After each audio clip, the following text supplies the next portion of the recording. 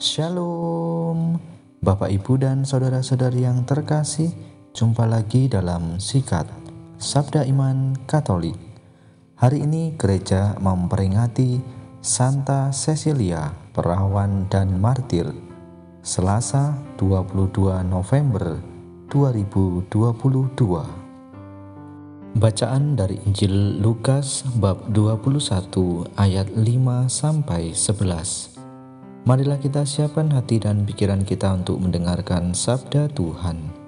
Semoga Tuhan beserta kita, sekarang dan selama-lamanya. Inilah Injil suci menurut Lukas. Dimuliakanlah Tuhan. Ketika itu beberapa orang berbicara tentang bait Allah dan mengagumi bangunan yang dihiasi dengan batu indah dan berbagai macam barang persembahan.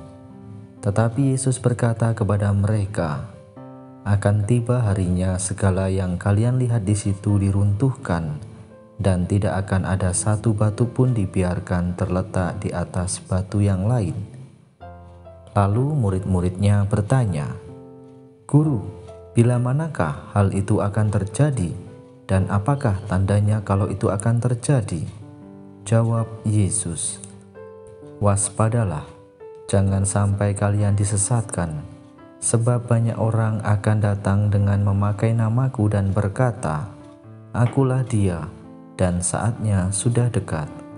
Janganlah kalian mengikuti mereka. Dan bila kalian mendengar kabar tentang perang dan pemberontakan, janganlah kalian terkejut, sebab semuanya itu harus terjadi dahulu. Tetapi itu tidak berarti kesudahannya akan datang segera." Kemudian Yesus berkata kepada mereka, "Bangsa akan bangkit melawan bangsa dan kerajaan melawan kerajaan.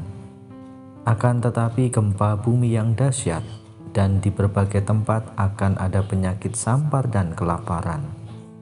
Dan akan terjadi juga hal-hal yang mengejutkan dan tanda-tanda yang dahsyat dari langit." Demikianlah sabda Tuhan. Terpujilah Kristus. Bapak, Ibu, dan saudara-saudari yang terkasih, renungan hari ini akan dibawakan oleh Bapak Erasmus Musa dari Toraja Utara. Selamat mendengarkan.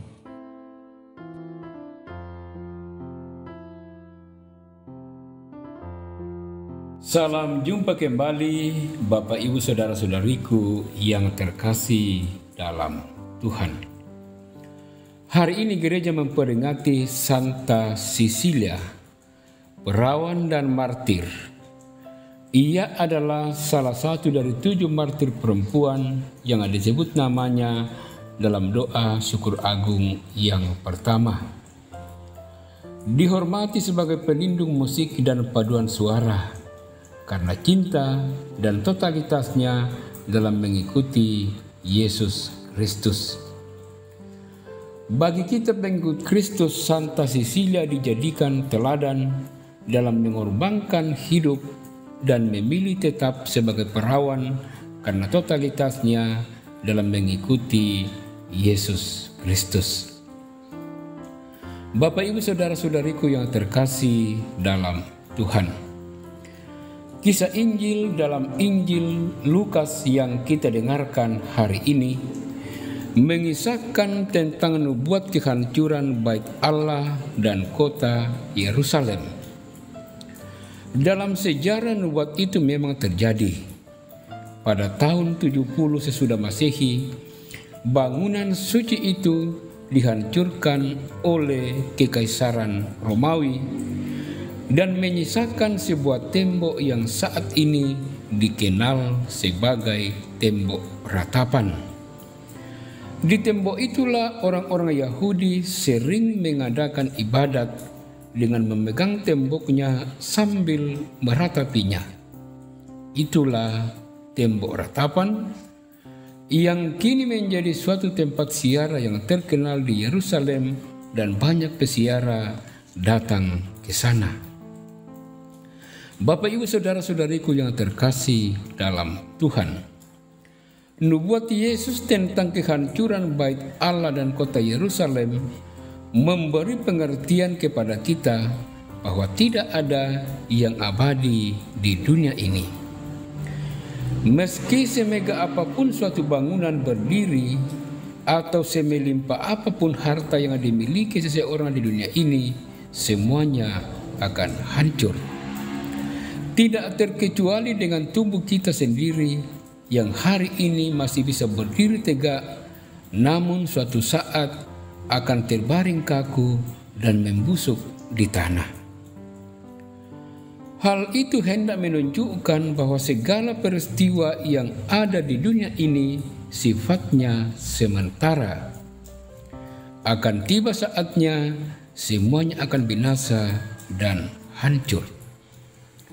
Bapak, Ibu, saudara-saudariku yang terkasih dalam Tuhan, satu hal yang perlu senantiasa kita bangun dan pupuk di dunia ini adalah hal-hal yang menjamin kebahagiaan kita akan hidup di kemudian hari, yakni perbuatan baik dan sikap saling mengasihi satu sama lain.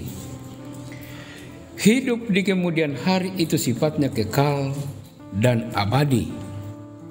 Setelah masa hidup kita di dunia ini berakhir, kita akan memasuki masa hidup yang tak akan binasa, dan di sanalah kita akan diganjari sesuai dengan perbuatan sikap hidup kita di dunia ini. Oleh karena itu, Bapak, Ibu, saudara-saudari yang terkasih, ini hendak mengajak kita untuk tidak membangun fokus dan sikap yang berlebihan pada hal-hal duniawi yang sifatnya sementara, tetapi berfokus pada hal-hal surgawi yang sifatnya abadi. Tidak ada yang abadi di dunia ini, namun sesudah hidup kita di dunia ini berakhir, kita akan memasuki suatu kehidupan yang abadi, dan kesanalah hendaknya fokus hidup kita selama berada di dunia ini, agar kelak mendapat tempat yang bahagia bersama Allah di surga. Selamat merenungkan. Tuhan Yesus memberkati.